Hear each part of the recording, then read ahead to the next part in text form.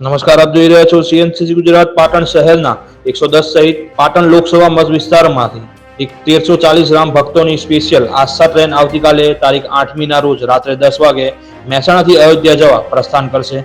તેની પાટણ શહેર ભાજપ દ્વારા તડામાર તૈયારીઓ ચાલી રહી છે. આ અંગે પાટણ શહેર ભાજપ પ્રમુખ કિશોરભાઈ મહેશ્વરીએ જણાવ્યું હતું કે 22 જાન્યુઆરીએ અયોધ્યામાં રામ મંદિરમાં ભગવાન રામજીની પ્રાણ પ્રતિષ્ઠા થયા બાદ સમગ્ર દેશમાંથી રામ ભક્તોને વિશેષ આસ્થા ટ્રેન દ્વારા અયોધ્યા લઈ જવાનું અભિયાન હાથ ધરાયું છે.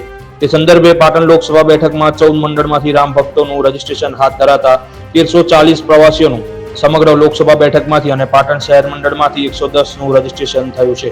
અગાઉ આ ટ્રેન તારીખ 2 ફેબ્રુઆરીએ ઉપડવાની હતી, પરંતુ અયોધ્યાની વ્યવસ્થા પ્રમાણે હવે આ સ્પેશિયલ આસ્થા ટ્રેન પાટણ લોકસભા માટે 20 ડબ્બાની આખી ટ્રેન પડવાઈ છે, જે હવે તારીખ 8મી ના રોજ રાત્રે 10 વાગે મહેસાણાથી અયોધ્યા જવા પ્રસ્થાન કરશે.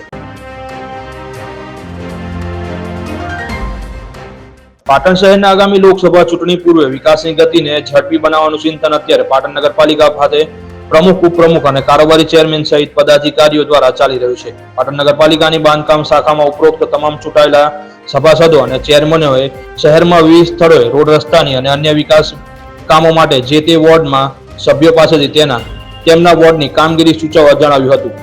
તે પછી વિભિન્ન ગ્રાન્ટોમાંથી મંજૂર થયેલા કયા કામોની પ્રાથમિકતાને તે ચકાસવાની કામગીરી હાથ ધરી હતી. દરમિયાન પાટણ નગરપાલિકાએ શહેરના વિવિધ વિસ્તારોમાં બાંધકામને લગતા 6 જેટલા કામો માટે ₹5,58,70,000 ની ગ્રાન્ટ ફાળવી છે. તેમાંથી 6 કામોના ટેન્ડરોની પ્રક્રિયા શરૂ કરી છે, જેમાં ઓનલાઈન ટેન્ડરો મંગાવવામાં આવ્યા છે. આ અંગે નગરપાલિકાના સૂત્રોમાંથી મળતી માહિતી મુજબ પાટણ નગરપાલિકાએ મળેલી સરકારની વિવિધ યોજનાઓની ગ્રાન્ટ હેઠળ શહેરના જુદા જુદા વિસ્તારમાં મેટલિંગ કરી ડામર રોડ, ડામરથી patchwork, trimix, CC road, block paving, compound wall, fabrication shed, garden developing તથા અન્ય વિકાસ કામો માટે ઓનલાઈન ભાવપત્ર કોઈ ઇજાદારો પાસેથી મંગાવ્યા હતા.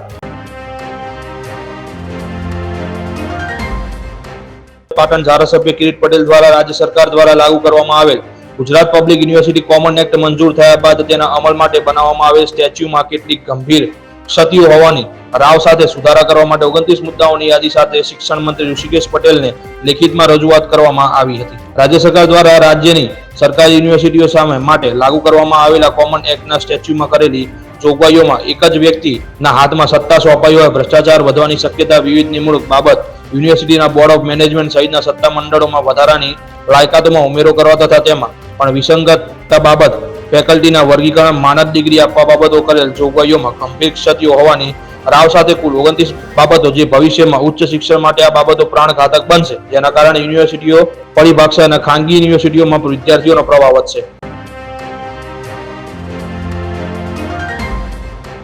હેમચંદ્રાચાર્ય ઉત્તર ગુજરાત યુનિવર્સિટી પાટણ ખાતે રાષ્ટ્રીય શિક્ષણ નીતિ NEP અંતર્ગત આજે કુલપતિ ડોક્ટર રોહિત દેસાઈની અધ્યક્ષતામાં મહત્વની બેઠકનું આયોજન કરવામાં આવ્યું હતું અને EP અંતર્ગત આયોજિત આ બેઠકમાં વિવિધ વિભાગોના અધ્યક્ષ અને ડીન તેમજ યુનિવર્સિટીના વિવિધ વિભાગના અધિકારીઓ ઉપસ્થિત રહ્યા હતા. બેઠકમાં રાષ્ટ્રીય શિક્ષણ નીતિ અંતર્ગત જે SOP તૈયાર કરવામાં આવી છે તે મુજબ કામગીરી થાય તે અંગે કુલપતિ જરૂરી સૂચનાઓ અને માર્ગદર્શન કર્યું હતું. રજિસ્ટર ડોક્ટર KK પટેલ જણાવ્યું હતું કે રાષ્ટ્રીય શિક્ષણ નીતિ ની SOP મુજબ જે વેરિએશન આવતા હોય તેમાં ફેરફાર કરવા તેમજ રાષ્ટ્રીય શિક્ષણ નીતિવાળા પહેલા વર્ષના જે પરિણામ આવનાર છે તે સંદર્ભે બેઠકમાં ચર્ચા વિચારણા કરવામાં આવી હતી. આ ઉપરાંત વિવિધ કોર્સ ક્રેડિટ સંદર્ભે મેજર અને માઇનર ક્રેડિટ અંગે તેમજ મલ્ટિપલ એન્ટ્રી અને એક્ઝિટ આપવામાં આ બાબતે ચર્ચા વિચારણા કરાયા બાદ ડીનની કમિટી બનાવાઈ હતી, જેમાં સાયન્સ અને આર્ટ્સ ફેકલ્ટીના ડીન અને કેમેસ્ટ્રીના ડોક્ટર સંગીતા શર્માનો તેમાં સમાવેશ કરવામાં આવ્યો હતો. શહેરના મધ્યમાં વર્ષ 1915માં તત્કાલીન મ્યુનિસિપાલિટી દ્વારા મહારાજા સયાજીરાવ ગાયકવાડની યાદમાં બગીચાનું નિર્માણ કર્યું હતું, જેના માટે ₹15,000 ખર્ચ થયો હતો. તે પૈકી 7,000 નું યોગદાન શહેરના નાગરિક વિઠ્ઠલદાસ ચતુર્ભુજ દ્વારા આપતા બાગને ચતુર્ભુજ નામ આપ્યું હતું. નગરપાલિકા દ્વારા સંચાલિત આ બગીચામાં ઉનાળાના દિવસોમાં મજૂર વર્ગના તેમજ બહાર ગામના લોકો વિશ્રામ માટે બેસતા હોય છે. મહારાજાની પ્રતિમા પાછળ સુંદર ફુવારો પણ બનાવેલો છે, પરંતુ તે ઉનાળામાં પણ મોટા ભાગે બંધ જોવા મળે છે. ચાલુ સાલે હવે ઉનાળાના દિવસો શરૂ થવા જઈ રહ્યા છે, ત્યારે ફુવારો ફરીથી ચાલુ કરવા મુલાકાતીઓએ જણાવી રહ્યા છે. આ અંગે પાટણ પાલિકા બાગ બગીચા સમિતિના ચેરમેન ઘનશ્યામ પટેલ જણાવ્યું કે બગીચાના વિકાસ માટે તાજેતરમાં આયોજન કર્યું છે, જેમાં ચતુર્ભુજ બાગમાં પણ વિવિધ સુવિધાઓનો સમાવેશ થાય છે. ફુવારો ઉનાળામાં ચાલુ રહે તેમ કરાશે.